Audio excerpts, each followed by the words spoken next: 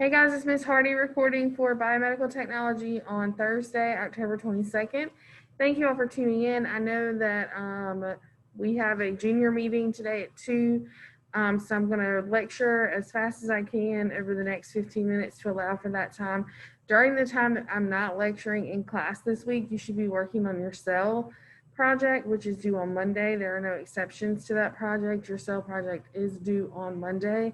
A picture of it sent to me. And then if you're face-to-face next week, you can certainly bring it in to me. I'm going to share my screen with you guys. Anybody in class, go ahead and put your computer at a 45 for me. We're going to pick up where we left off, okay? So your daily agenda for today includes your discussion question, and make sure that we are doing those because they're counting as a grade, and it hurts you to get those late points taken off. And then we are continuing on with this lecture. Whatever extra time you have, again, should be spent on your cell project. Okay, so we're going to continue cell bio and cancer notes as it says after you post in the discussion board. Moving over to the modules, and I know you guys at home can see them behind me. I apologize, we're in tight quarters. All right, here we go. We're going to start from slide 10, which is where we left off yesterday. We're going to start with inherited predisposition, which I gave you a brief summary of yesterday, and it just means, we were past slide 10. We were here on slide 12. So inherited predisposition, break the word down. When you're taking these tests, guys, we're going to use SMART test taking skills. Inherited means you got it from who? A parent, so it means it's genetically linked, right? Predisposition, what is pre? Before, okay, you're disposed, which, or likely to, predispose as in likely to, more likely to potentially have, okay? So you can have inherited predisposition for developing cancer in any of the body's cells. We talked about that yesterday with the BRCA gene, okay? So the BRCA gene is a breast cancer gene. Some people have a inherited predisposition because mom had it, sister had it, etc. Okay, so risk factors for inherited predispositions can include exposure to carcinogens. What are carcinogens? Cancer causing. Are they different than mutagens? What are mutagens? They can cause genetic alteration, right? Okay, so exposure to the sun, female, family history of breast cancer, there's that BRCA gene, how you say it there. Fair skin, so we just, to clarify what fair skin is, okay, fair skin will be someone who has a very pale complexion because they're going to burn more easy, and the more frequently you damage skin cells, the more frequently you can potentially occur those genetic abnormalities or mutations that are uncontrollable, okay?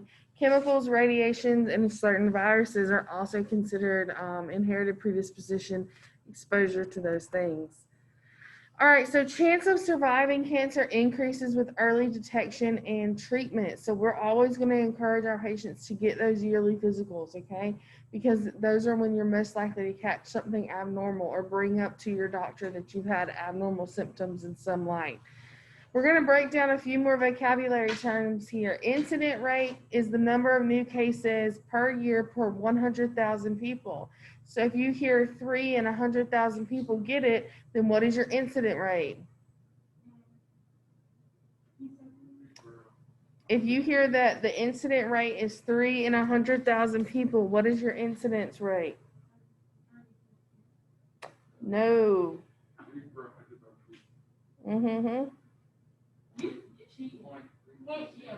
It's way less than 1%. Okay, so that's a good incidence rate. All right. Normally, you would hear it just as 3 in 100,000. Okay, because you have to be able to know what we're talking about. Mortality rate. What does it mean to be immortal? You live forever. So what's it mean to be mortal? To not live forever, so you could die. So mortality rate makes sense. The number of deaths per 100,000 persons per year. Okay, and then survival rate is the proportion, so this is a comparison of patients alive at some point after their diagnosis of disease. So have you ever heard someone say, well, the survival rate in 3 years is 47%? or the survival rate for 3 to 5 years is 85%.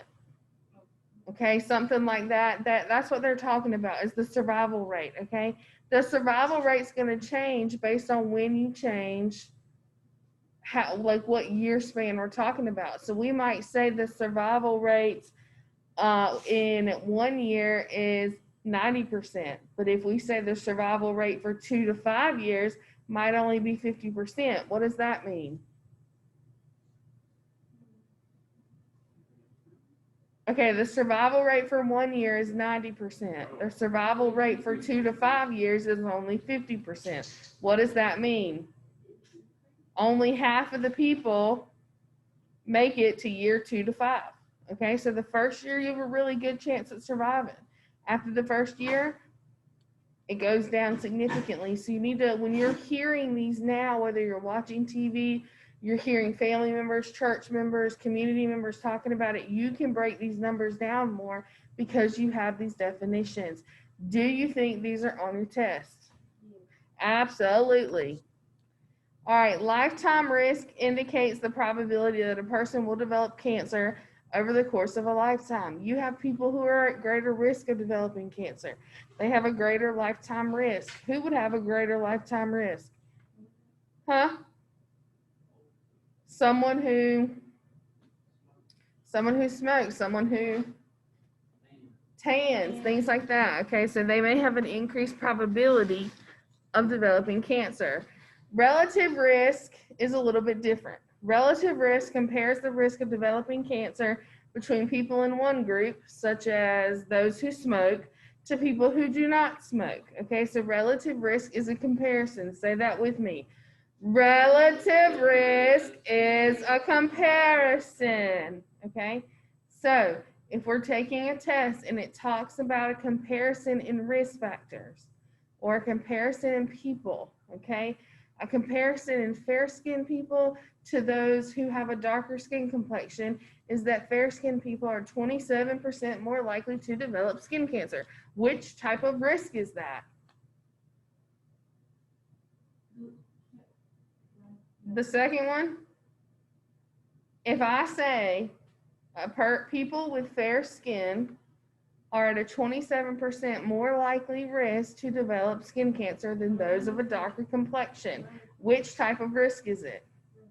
Relative risk. There are more than one of you in this class. You all should be participating, okay?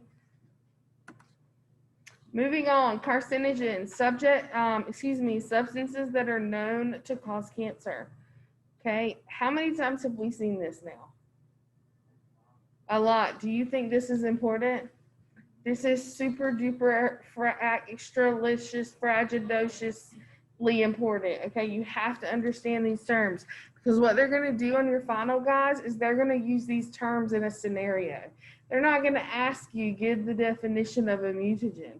They're going to use it in a scenario, and you have to tell them what the mutagen is, and then you have to tell them what the difference in a mutagen and a carcinogen is, okay?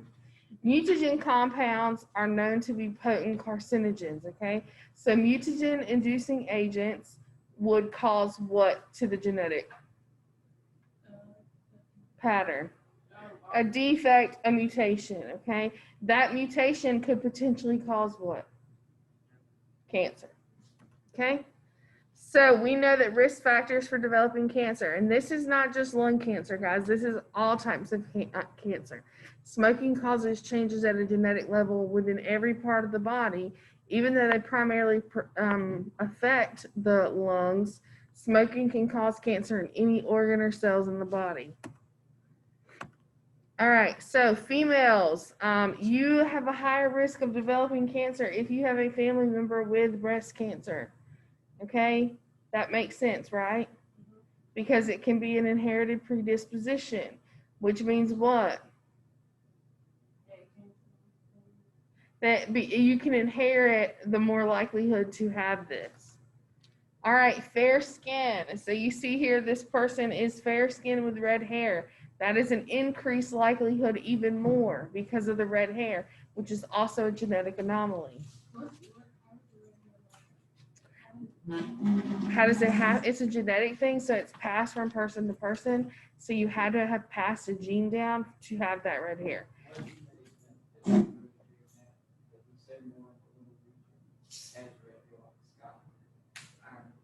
I'd have to. So the question is, what are the genetic? What did you say? Advantages to having red hair, and I'm not sure what that answer is. My brother-in-law is redheaded. I should ask him, but I will have an answer for you by the end of this class. Okay. Fair skin, radiation. Okay, radiation. So obviously there's an exposure rate to radiation in certain careers and things like that. Okay, those people are very closely monitored. There's also radiation that happens within certain chemical plants and exposures and accidental radiation exposure. Okay, make sure we are computers at a 45, Mr. Research. Okay. The HPV virus can make you more likely to developing cancers, okay? HPV is what? It's a sexually transmitted disease, human papillomavirus, okay? And those viruses can cause genetic mutations just by being present in your body that can potentially lead to cancer, which is why most of us are vaccinated against them. Yes, ma'am.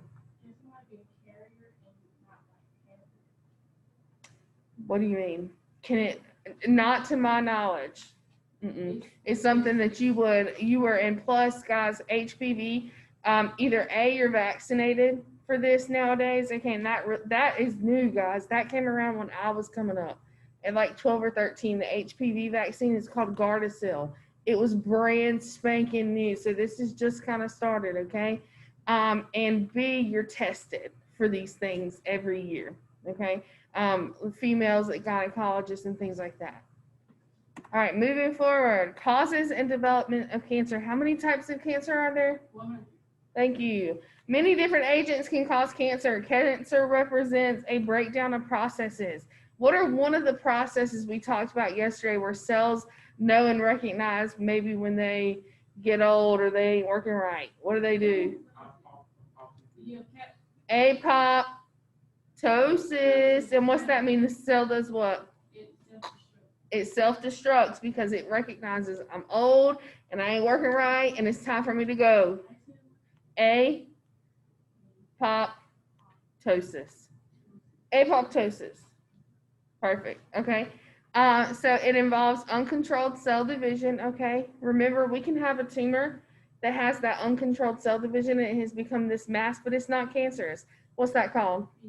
Benign. What's it called when it is cancerous? Malignant. Malignant can spread or no? No. Nope. Wrong. Malignant tumors can spread. What's it called once it spreads? Metastatic. Thank you so much. Okay. Cell division is precisely regulated by the body. Think about what our body does on a cellular level every single day that we have no control of. Okay.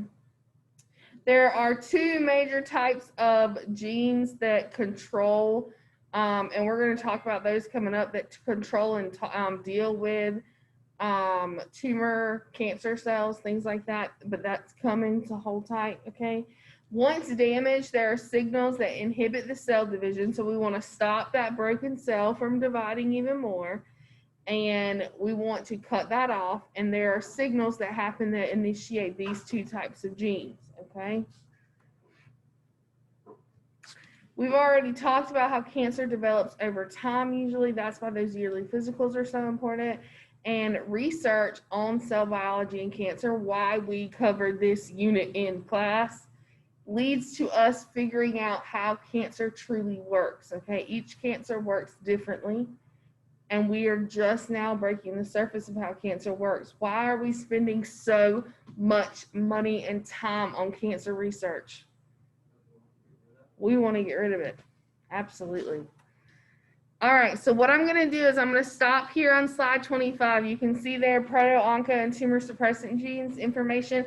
Those are those two types of genes I was talking about that help us control cell division and the spread of cancer. We're going to start there tomorrow. Okay, we're going to start there tomorrow. This is your time to work on your cell projects. Perfect.